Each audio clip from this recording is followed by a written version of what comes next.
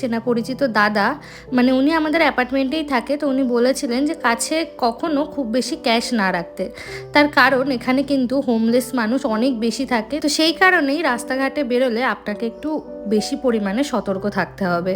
এমনকি এখানে অনেক জায়গায় আছে জানেন তো, যে এই জায়গাগুলোতে রাত্রের দিকটাতে যাওয়া একেবারেই নিষিদ্ধ, মানে ওই আপনার নিজের সেফটির জন্যই আপনার ওই দিকগুলোতে যাওয়া উচিত নয়। তো আমি চলে এসেছি, অনেক দিন ধরে আমি বলছিলাম যে আমাকে নিয়ে যাও, তো আমাকে নিয়ে আসেনি এতদিন ধরে, যার জন্য একাই আসতে হলো। ও যদি নিয়ে আসতো, চেনা থাকতো, আমি বাসে করে চলে আসতে পারতাম। এনিওয়েজ, এই যে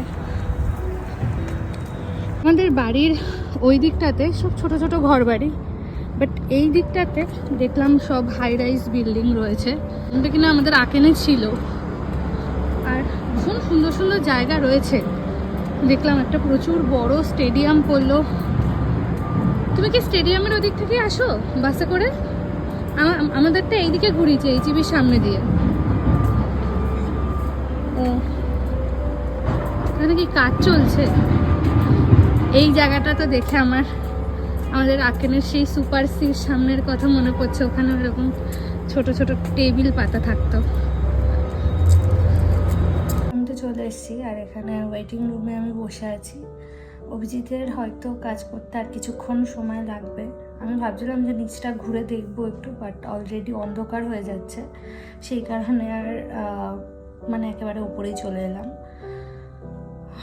তো আমি যতটা আর কি ভাবছিলাম যে এই জায়গাটা অতটাও হয়তো ভালো না বা কিছু, বাট রাস্তা দিয়ে আস্তে আস্তে মানে অভিজিতের অফিসে আসার রোডটা আশেপাশে প্রচণ্ড সুন্দর সুন্দর জায়গা দেখলাম। কোনোদিন আপনাদেরকেও দেখাবো।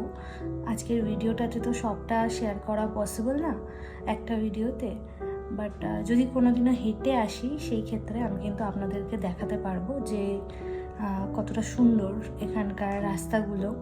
আর বেশ আমি যতটা ভাবছিলাম যে পুরোটাই সমতল টাইপের হবে, সেটাও না, বেশ মানে একটু পাহাড়ি ভাব একটা আছে।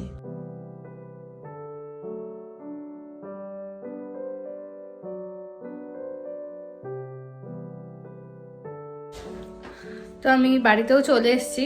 বাসে আর আমি কোনো ভিডিও নিতে পারিনি, এখানের বাসগুলো একটু অন্যরকম, বাট একদিন দেখাবো ডেফিনেটলি যে এখানের বাসগুলো কেমন হয়।